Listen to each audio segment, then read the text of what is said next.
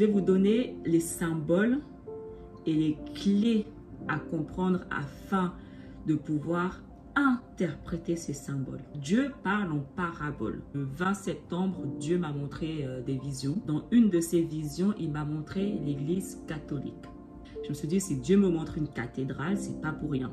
C'est un symbole. Tout le monde dit l'antéchrist n'est pas encore là, l'antéchrist on ne connaît pas encore, mais c'est pas vrai. Daniel est le premier à nous dire qui est l'antéchrist. Le livre de Révélation nous dit qui est l'antéchrist. L'antéchrist, il est là depuis longtemps. C'est avec assurance que je vais vous révéler qui est l'antéchrist, parce que je n'ai pas un centime de doute là-dessus. Le monde vous ment, c'est normal, c'est Satan. Donc Satan vous ment. J'ai pris toutes mes notes, comme ça je n'oublie rien. Si vous voyez et que vous recevez cette vidéo, vous êtes bénis de Dieu. La bête dans Révélation 13 et la bête dans Daniel 7, c'est la même bête. C'est l'antéchrist. La statue dans Daniel 2 représente une chronologie des événements prophétiques. La tête de la statue représente Babylone, ainsi de suite. Donc Dieu nous montre à travers ce rêve les différentes puissances qui vont gouverner, qui vont se succéder, qui vont dominer le monde. Dans Daniel 7, c'est la même prophétie. Cette fois-ci, Dieu nous donne juste plus de détails. Dieu nous donne juste plus d'informations. Je vous laisse aller lire vous-même le livre de Daniel. Babylone est représentée par un lion avec des ailes d'aigle. Médès et Perse est représenté par un ours qui avait 3 côtes dans sa bouche. L'empire grec est représenté par le léopard avec des ailes. Et le 4e animal est représenté par le dragon avec des dents de fer. Représente l'empire romain. Parce qu'on sait que ces animaux, comme dans Daniel 2, ce sont les différents empires qui vont se succéder. Babylone, Médès et Perse, Grec et Rome. Donc, il faut qu'on comprenne chaque mot-clé, ce que ça signifie bibliquement. On a au total 11 mots-clés. Bibliquement, que signifie une bête? Une bête représente soit un pouvoir politique, soit un royaume, soit une nation, soit un super pouvoir. Ensuite, la mer. La mer symbolise des personnes, une zone densément peuplée. Ensuite, corne symbolise un roi, un royaume ou un pouvoir, comme une bête. Blasphème, on dit que cette corne blasphème. Jésus a été tué parce qu'on l'accusait justement de blasphémer.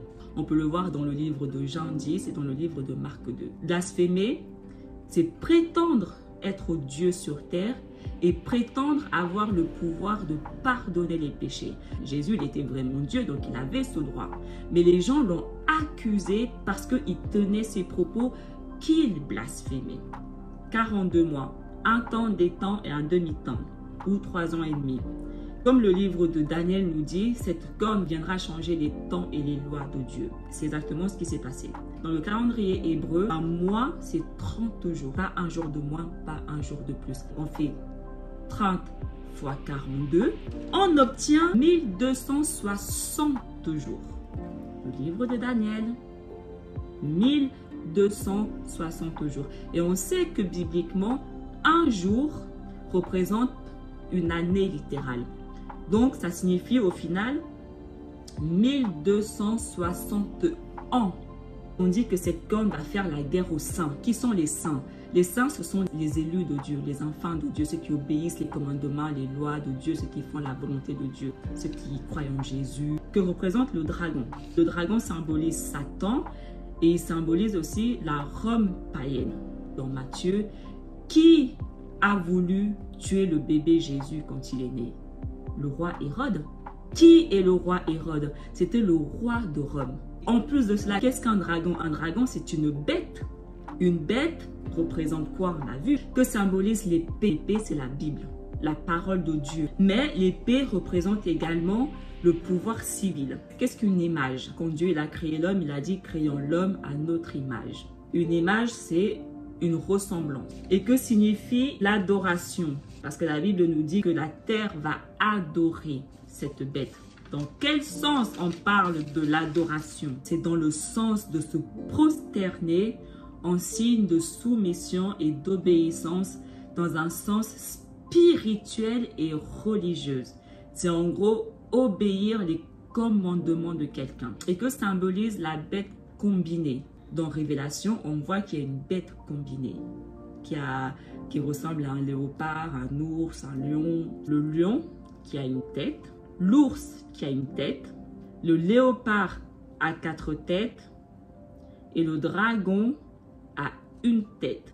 Donc si on combine ces 4 animaux, ça fait effectivement 7 têtes. On nous dit que cette bête a 7 têtes. On sait que le lion c'est Babylone, l'ours c'est Médès et Perse, le léopard c'est la Grèce et le dragon c'est Rome. Et on sait que le dragon a 10 cornes. Si on les combine, on obtient effectivement 7 têtes et 10 cornes. La bête avec les 7 têtes et les 10 cornes est une représentation combinée des partis politiques païens. Un super pouvoir avec une combinaison de multiples influences religieuses ou une religion universelle. Parce que toutes ces bêtes dans le livre de Daniel représentent des partis politiques païens qui adorent le soleil. Ils ne croyaient pas en Dieu, c'était des païens qui croyaient au soleil. Je vais vous lire Révélation 13. Je ne vais pas tout vous lire, je vais vous lire une partie. Et il se tint sur le sable de la mer. Puis je vis monter de la mer une bête qui avait 10 cornes et 7 têtes. Et sur ses cornes 10 diadèmes. Et sur ses têtes des noms de blasphème. La bête que je vis était semblable à un léopard. Ses pieds étaient comme ceux d'un ours et sa gueule comme une gueule de lion. Le dragon lui donna sa puissance et son trône et une grande autorité. Et je vis l'une de ses têtes comme blessée, à mort, mais sa blessure mortelle fut guérie. Et toute la terre était dans l'admiration derrière la bête. Et ils adorèrent le dragon parce qu'il avait donné l'autorité à la bête. Ils adorèrent la bête en disant « Qui est semblable à la bête et qui peut combattre contre elle ?» Et il lui fut donné une bouche pour proférer des paroles arrogantes et des blasphèmes. Et il lui fut donné le pouvoir d'agir pendant 42 mois. Et elle ouvrit sa bouche pour proférer des blasphèmes contre Dieu, pour blasphémer son nom et son tabernacle et ceux qui habitent dans le ciel. Et il lui fut donné de faire la guerre aux saints et de les vaincre. Et il lui fut donné autorité sur toute tribu, tout peuple, toute langue et toute nation.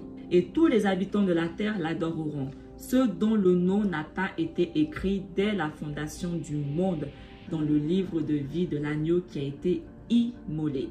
Si quelqu'un a des oreilles, qu'il entende. Si quelqu'un mène en captivité, il ira en captivité. Si quelqu'un tue par l'épée, il faut qu'il soit tué par l'épée. C'est ici la persévérance et la foi des saints. Je vais m'arrêter là. Allez lire la suite. Donc, on comprend que cette bête possède des éléments de Babylone, de Grèce et de la Rome païenne. Cette superpuissance aura un système païen combiné. C'est tous des puissances païennes. Cette bête aura un système religieux combiné. En d'autres termes, une religion universelle. Il aura des noms de blasphème sur ses têtes. Cette religion universelle va prétendre être Dieu sur terre et d'avoir le pouvoir de pardonner les péchés. Et c'est Satan et la Rome païenne qui vont lui donner ce pouvoir. Cette bête aura un représentant, une personne, un porte-parole, qui va prétendre être Dieu sur terre et pardonner les péchés. Et cette bête va régner pendant 1260 ans. On voit que le caractère principal de cette bête, c'est le blasphème. Il va contrôler les saints et les garder captifs. Et cette bête sera une puissance mondiale. Nous allons relever les 13 points principaux de cette bête qui vont nous aider à identifier qui est la bête. En d'autres termes, qui est l'Antéchrist. Les 13 points principaux de cette bête, on va les citer. Cette bête représente une religion universelle, blasphématoire, le point numéro 2. Son pouvoir lui viendra de Satan et de Rome. Cette bête est une union de l'Église et de l'État. Cette bête a un porte-parole. Cette bête va régner pendant 1260 ans. Il aura un pouvoir mondial. Il va persécuter les saints. Il va conduire les gens en captivité. Il sera lui-même mené en captivité. Il va tuer par l'épée. Il sera lui-même tué par l'épée. Il aura une blessure mortelle et cette blessure va guérir. Il y a une seule entité dans le monde qui regroupe tous ces 13 points que je viens de vous citer et c'est la papauté, l'Église catholique. L'antéchrist, c'est la papauté. Oui. Vous l'avez bien entendu. Est-ce que la papauté est une religion universelle? Il faut savoir qu'à l'époque, les chrétiens étaient les plus persécutés dans le monde. On les captivait, on les jetait au lion, on les brûlait. Malgré qu'on les persécutait, ils gardaient une paix en eux. Cette paix a entraîné de l'admiration des gens de cette époque-là. Ils étaient tellement inspirés par les chrétiens qu'ils ont voulu eux-mêmes devenir chrétiens. Donc du coup, les chrétiens sont passés des plus persécutés aux plus élistites. En gros, si tu voulais par exemple évoluer politiquement, tu devais devenir chrétien. Entre-temps, l'église de Rome était une bonne église. Puis, ils ont eu cette idée d'essayer d'évangéliser chez les athées. Du coup, les païens, ils ont commencé à venir à l'église. Mais sauf qu'en fait, quand ils venaient à l'église, ils ramenaient aussi tous leurs rituels et toutes leurs croyances païennes dans l'église. Et qu'est-ce qui s'est passé? Au lieu que l'église convertisse les païens au christianisme, ce sont les païens qui ont converti l'église au paganisme. Ils ont emmené donc des concepts de la Babylone païenne, de Médès et Perse païenne, de la Grèce païenne et de la Rome païenne. Ils ont même commencé à adorer le soleil pendant le jour du soleil, le Sunday, au lieu du jour de Dieu, donc le sabbat, qui est le samedi. Et ensuite, l'église romaine est devenue l'église catholique. Et le mot catholique signifie église universelle. C'était comme une invitation ouverte à toutes les religions de venir et d'ajouter leurs propres croyances, leurs propres concepts païens. Il faut savoir que le thème principal du paganisme, c'est le culte au soleil. Donc on voit que la papauté est bien une combinaison de religions païennes. Est-ce que la papauté blasphème?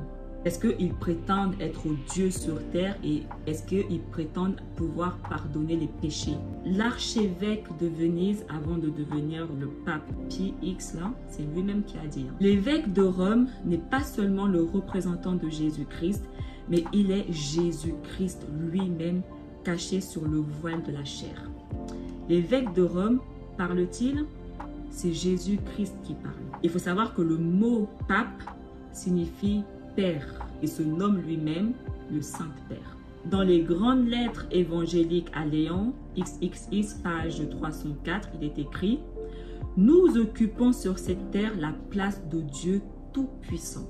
Ils prétendent eux-mêmes gouverner pour Dieu sur terre. La dignité et le devoir du prêtre, page 34 du livre Ligonier, il est écrit « Si le Rédempteur Jésus-Christ descendait dans une église et s'asseyait dans un confessionnal pour admirer le sacrement de pénitence et qu'un prêtre s'asseyait dans un autre confessionnal, Jésus dirait à chaque pénitent « Ego te absolvo » qui signifie « Je te pardonne ». Le prêtre dirait également sur chacun de ses pénitents « Ego te absolvo » et les pénitents de chacun seraient également absous. Est-ce que la papauté prétend être Dieu sur terre et pardonner les péchés? Oui. Est-ce que son pouvoir lui a été donné par Satan et Rome? L'histoire de l'Église catholique, volume 3, page 327, il est écrit « Le pouvoir de l'Église romaine et de l'État est devenu suprême dans la chrétienté en 538 après Jésus-Christ, grâce à une lettre de l'empereur romain Justinien, connu sous le nom du décret de Justinien, qui érigeait et reconnaissait l'évêque de Rome comme chef de toute Église. Il a donné à l'État-Église romaine le pouvoir politique, le pouvoir civil ainsi que le pouvoir ecclésiastique. Cette lettre devint une partie du Code de Justinien, la loi fondamentale de l'Empire, et cette année-là, le pape Vigile monta sur le trône sous la protection militaire de Bélazer. Effectivement, son pouvoir lui vient de la Rome païenne. Est-ce que la papauté est une union de l'État et de l'Église? Comme on a vu dans ce que je viens de vous lire, en 538, il a reçu le pouvoir politique, civil et ecclésiastique. Oui, c'est une union de l'État et de l'Église. Le Vatican est la seule Église dans le monde qui a son propre gouvernement, mais aussi la seule Église dans le monde qui a sa propre armée. Est-ce que la papauté a un homme comme porte-parole? Oui, la papauté a un pape. Est-ce que la papauté a régné pendant 1260 ans? On sait que la papauté a reçu son pouvoir en 538. Et en 1798, Napoléon en a eu marre de recevoir des ordres de la papauté et il a envoyé son général Berthier arrêter le pape et l'exécuter. Donc du coup, Napoléon a mis fin à l'état de l'église romaine. On voit qu'entre 538 et 1798, on a effectivement 1260 ans. Donc effectivement, la papauté a régné pendant 1260 ans. Est-ce que la papauté est un pouvoir mondial qui a persécuté les saints de Dieu? L'église romaine a tué plus de chrétiens que n'importe quelle autre institution sur cette terre. Plus de 100 millions de chrétiens. Cette époque a été appelée l'âge des ténèbres parce que la Bible était illégale. Donc si on te surprenait avec une Bible dans la main, on te torturait et on te tuait. Est-ce que la papauté a conduit les gens en captivité? Oui, parce qu'à cette époque, il les menait en captivité et il les tuait. Est-ce que le pape a lui-même été mené en captivité? Oui, Napoléon a exilé le pape. Est-ce que la papauté a lui-même été tué par l'épée? Oui, Napoléon a bien effectivement tué le pape. Parce que le pape n'arrêtait pas de persécuter les saints à cause de la Bible. Est-ce que la papauté a eu une blessure mortelle? Même si la papauté existait toujours, son pouvoir est mort quand le pape a été exécuté. Est-ce que la blessure de la papauté a été guérie? En 1929, Mussolini est celui qui a réinstauré le pouvoir de la papauté. La plaie de la papauté a commencé à guérir. Même si ce n'est pas complètement guéri, la question est, quand est-ce que sa blessure mortelle va totalement guérir? La papauté remplit tous ces 13 points. La papauté est effectivement la bête dont nous parle le livre de Daniel et la bête dont nous parle le livre de Révélation. La papauté est l'antéchrist. Les églises ne vous disent pas la vérité, c'est normal, parce qu'ils sont tous sous le contrôle de l'église catholique. Pourtant, la Bible est très claire là-dessus. Satan opère derrière l'église catholique.